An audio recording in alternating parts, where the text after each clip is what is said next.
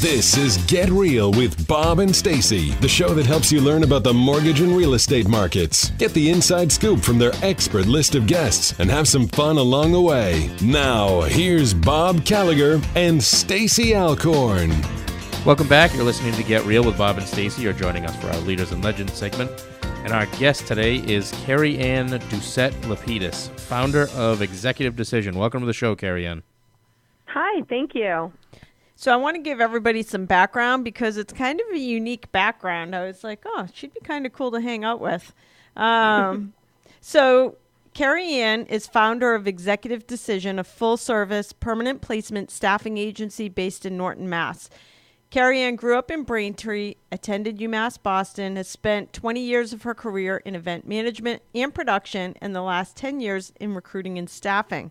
She began her career in the music industry right out of college as a production assistant for Aerosmith on 2 world tours. Remind me to ask her why she left that. That sounds way more. That sounds really cool. On 2 world tours for Aerosmith, Permanent Vacation, and Pump. She then entered the world of corporate America, managing global conferences within the IT industry. She discovered a passion for recruiting in 2006 and launched her own business, Executive Decision North America, in 2007. She lives in Easton with her husband and 4 children. So first of all, I'm going to start with the lead question. Why are you not with Aerosmith anymore? That sounds way cooler than recruiting. Well, when you're in your 20s Yep. and you can, work 20 hours a day, you can travel. Gotcha.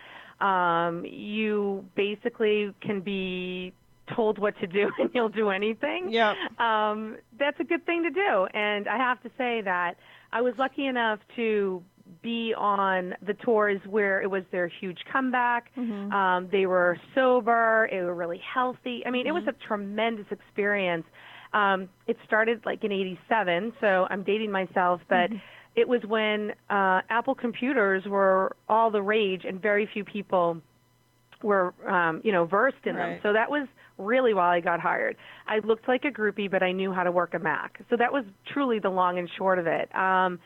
It was amazing. It was everything everybody would think it was, and it was a lot of fun. But eventually, you want to have a life. And it launched my event management career, taught me a ton about production, organization, as far as being able to juggle a million things and really understand people's needs. And it was, you really can't stay in that business for 10 or 20 years if you're not on stage and it's not your life. Right. So there's clear burnout. And it wasn't so much it was burnout for me. It was just I wanted to stop traveling and I wanted to just have a quote-unquote normal life. Right. It also opened a ton of doors. So what happened for me was in my late 20s, I was able to go and work with these huge software companies and make these CEOs feel like rock stars with cool production and lots of screens and music and pyro.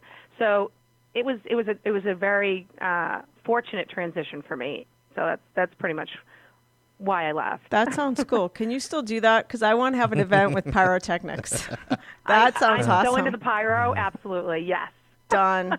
I am absolutely putting CarrieAnne into my cell phone right now. So when I tell you my kids' birthday parties were so off the charts, I can't even tell you. Bet. So are we going to do pyrotechnics at your next indoor event, Stacy? I need to do something cool. This sounds amazing. I want to have an awesome event. That'd be cool. With all of it. So I'm going to call CarrieAnne. I'll hook you up, no doubt. So let's talk about Executive Decision. Why headhunters? Why are headhunters and recruiters necessary? So they're very necessary on both sides of the business. So there's the clients and there's the candidates. And the clients, invest a lot of money in onboarding, in training, in salaries.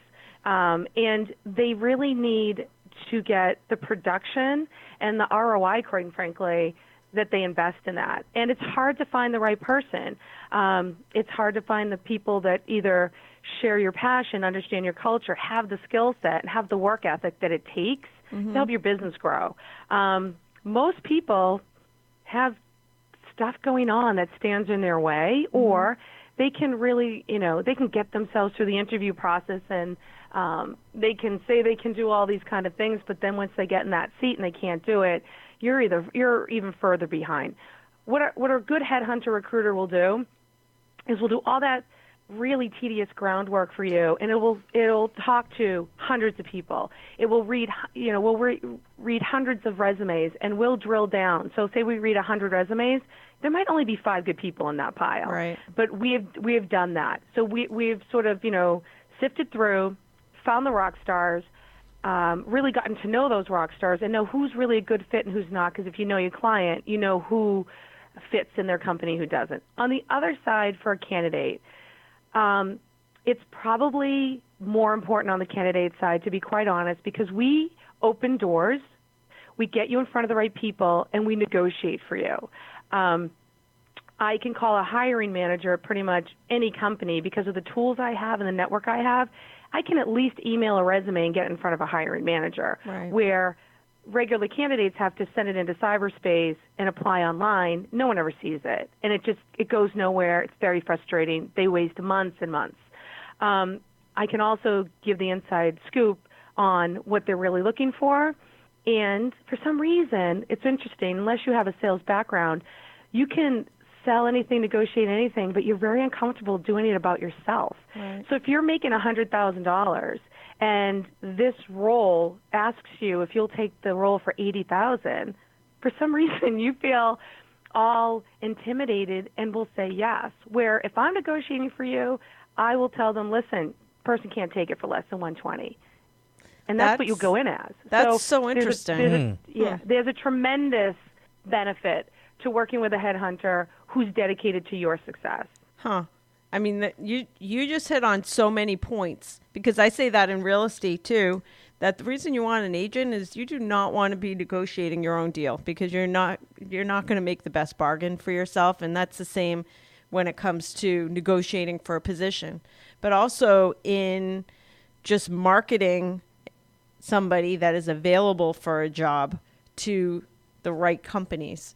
I wrote an article on LinkedIn last year, and the article was, "This is why I threw your resume in my trash." And it was a good article. And it had over 10,000 views and shares. It was my most popular article I've ever written, because Awesome. I had put a job out, and the trash you get, that's why you need to hire a company like yours, because the trash that comes through, it's immense. Like hundreds upon hundreds of resumes, and it's like 95% garbage, that you need somebody that's a professional that can go through all of it, weed it down to the real candidates that are in there. That's a good point, because every time we post an online ad, we end up getting like 500 resumes. Yeah. And the time it takes to go through to pick out the ones that are worth an interview is immense. Mm-hmm. Yeah, so on both sides, what's unfair is nobody has time to read all those resumes, and it's really unfair. So on the client side, I'll say, listen, if you get 500 resumes, but your ideal candidate is number 475, you're never going to see it. Right. So you're never going to know. And on the other side, same thing for the candidate. Unfortunately, no one's ever going to see it. I learned when how I started recruiting was I went to Robert Half. I was doing tons of corporate events, and I loved it. It was great, and I had just had children, and they were, 3 and 4 or 5 years old, and it was really time to get off a plane, even though I worked from home. And I went to them to find a nice, respectable office 9-to-5 job, which is a joke to think I would ever be able to do that, because I don't understand what a clock is. So I went there looking for a nice job, and they basically recruited me to be a recruiter.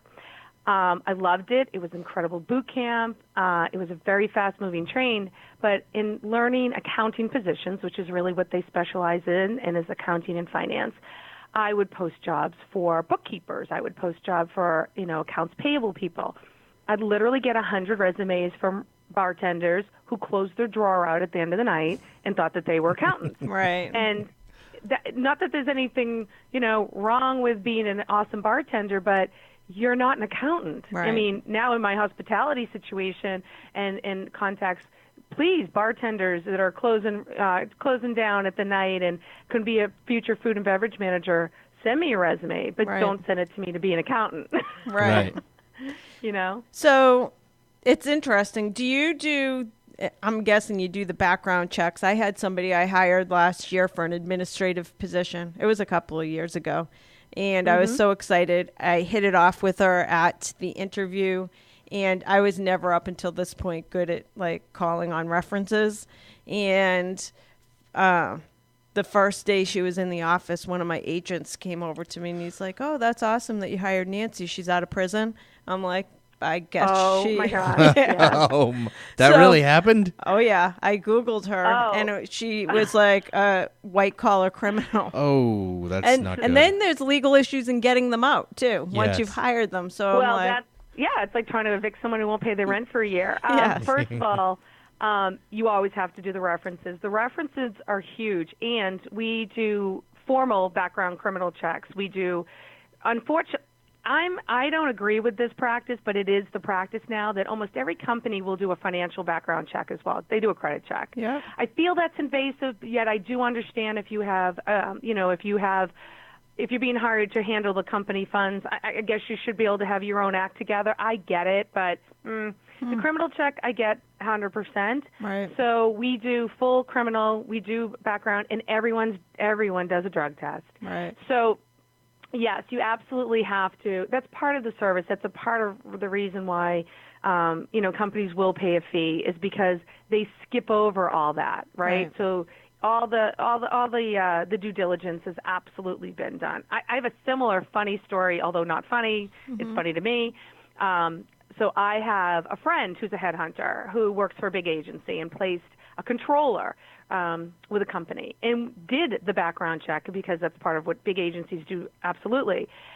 Person went in, and the client sent her via text a photo and a news clip from on the internet about really the person that they had just hired being arrested for having an illegal marijuana farm. Oh, God. And clearly, like the footage from the news, and the person had passed the background check, and come to find out that it was just that the case was still pending. But yes, they were arrested, and they had to let the person go. But because they're controlling all of the money, and the person that person was with was a known drug dealer who had done time. So. You got to do those background checks, and you got to triple check them sometimes. Yes. Interestingly, this woman who was the criminal that I hired, she gave me a resume, and it had her previous employers on there. So I'm like, just for the heck of it, I'm going to call the previous. This was after the fact. So by that point, I knew. So now you just have to know the backstory. Yeah. So I called the references, and the references are like, "Oh no, she's a criminal. She stole money from us." So she didn't even put fake. If I had just simply made a phone call, I would have avoided a big mess. But that's too bad. And I think, we only have a few minutes left, but I think also the value that having a professional staffing agency brings to the table is I've seen just in my own business, there are tons of people that are unbelievably good at interviewing and not necessarily good at the job. And I'm sure you guys have a way of figuring out who the real good employees are.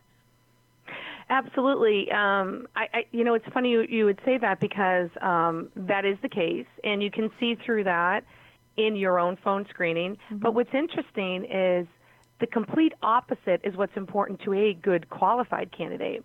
So I find that people that are amazing at their jobs are horrible at interviewing. Right. So they need coaching. They need strategic conversations that either can get in their head and get rid of their nerves or to make sure that they understand why they're there and that it's not inappropriate to toot your own horn and to sing your own praises, because that is where it is appropriate. If you don't tell people how great you are, if you really are, then they're never going to know. So it's not the time to be modest. It's a job to interview. It's a skill set, and it's something that someone does have to teach you. It's not something that anybody can do, which is why it's so intimidating to a lot of people who have luckily been employed for a very long time at companies and then find themselves on the market That's their biggest fear, is the interview. And so a really good, caring, dedicated recruiter can really help a person through that and put them at ease, help them even enjoy it, and, really ramp up their skill set in that. So for people listening, you get hired by employers looking to fill a position, but also potentially from candidates who are looking for a new job. Is that correct? Well, there's no hire on the candidate side, so no one should ever be charged on the candidate side if you're looking for a job. You shouldn't even be charged to have somebody redo your resume. A good agency will redo your resume and make it look beautiful for you and present that, and then send it back to you to make sure that you agree with everything that we have sort of reformatted. So there's never a cost to the candidate. The companies that hire, they pay the fee. The fee is usually based on a percentage of whatever the base salary is. That's a negotiated individual situation. But no, candidates, absolutely, positively, it is just a free benefit for them, and there's honestly no reason to not give a good recruiter a shot. The difference is that a lot of people have had bad experiences with big agencies. They kind of waste your time. Boutique agencies don't. We truly don't, and that's the difference, and that's why people should give it a shot first with a smaller agency. Awesome stuff. This is CarrieAnne Doucette-Lapides from Executive Decision. Where can people find out more about your company? Absolutely. So they can go to www.exec-decision.com, EXEC-decision.com. I am on LinkedIn, and we have a great website, and all the contact and links are right there. And I would love to hear from everyone. Awesome. Thank you so much, CarrieAnne. Thank you. Thank you, guys. I really appreciate it. Have an awesome day. You too. We're going to take a quick commercial break. We'll be back with more Get Real after this.